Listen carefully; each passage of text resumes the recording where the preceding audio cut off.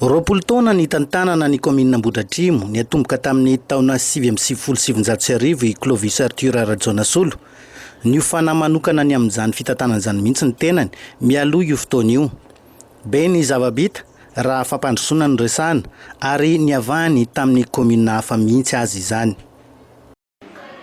Tsy mbola nisy komina teto Madagasikara nieritreritra hoe hanangana hopitaly na komina iray aza. Tsy mbola nisy komina nieritreritra teto Madagasikara hoe hanangana sekoly kominaly na komina iray aza. Amin'izao fotoana izao dia tena saroko miteny fa fianarana any komina mahabidio tsy idiran'ny fanjakana na ny karamam-piasa na ny fananganana trano na ny fanofana trano rehefa mitoerana tsy maintsy hanofa trano, ny fitaovana rehetra ao anatiny dia tena komina daholo mizahana azy. Isa-kokotany dia misy amin'izany. Ohatr'izay koa ny toeram-pitsaboana izay tena ny komina mihitsy no miara-nanangana azy miaraka amin'ny mpiara-monina dia azo lazaina fa hoe efa tena isa-kokotany dia misy. Raha sitrapon'Andriamanitra raha mbola hisy sokatra indray eo amin'ny tena amin'ny volana desambra. Izany rehetra izany aloha dia midika hatreo hoe tanjonay 5.20 isan-jato tratranay tsara le tanjona tamin'ny taona 1970. Kandida mirotsaka natolotry ny IRK miaraka amin'ny filoha Andrinirina Rajoelina ny tenany ankehitriny. Maro ireo mitsara azy noho izany ho mpivadika palitao. Ilaina ny fiaraha-mizotra amin'ny lafim-pitantanan'ny mpitondra misy raha te hampandroso mba tsy hisian'ny fanoherana be fahatany hoy ny fanazavany.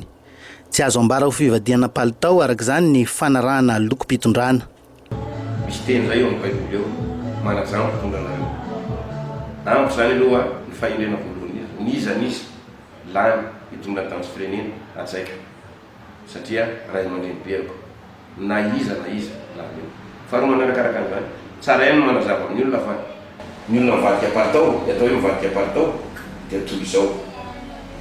Lany tamin'ny anarany ohatra zany anarana antoko politika iray ny tena ka mandritry ny mandala no mivadika antoko izay dia tena tsy mivadikana palitao. Fa raha ohatra kosa hoe tapitra ny mandala adidiko sy amintsara ary mba tsy aborony ary tsy manompo antoko aho fa manompo ideolojia. Ny any ampandrosoana Ambohidratrimo no tariketra ka andraikitra zany mandinika hoe iza no antoko idirako indray.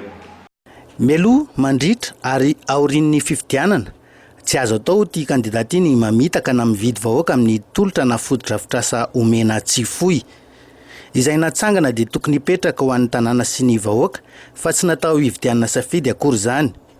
Misy amin'ireo kandida-pifaninana tokoa no manitsaka sahady ny fepetra ary manao fifaninanana tsy manara-dalàna ankehitriny.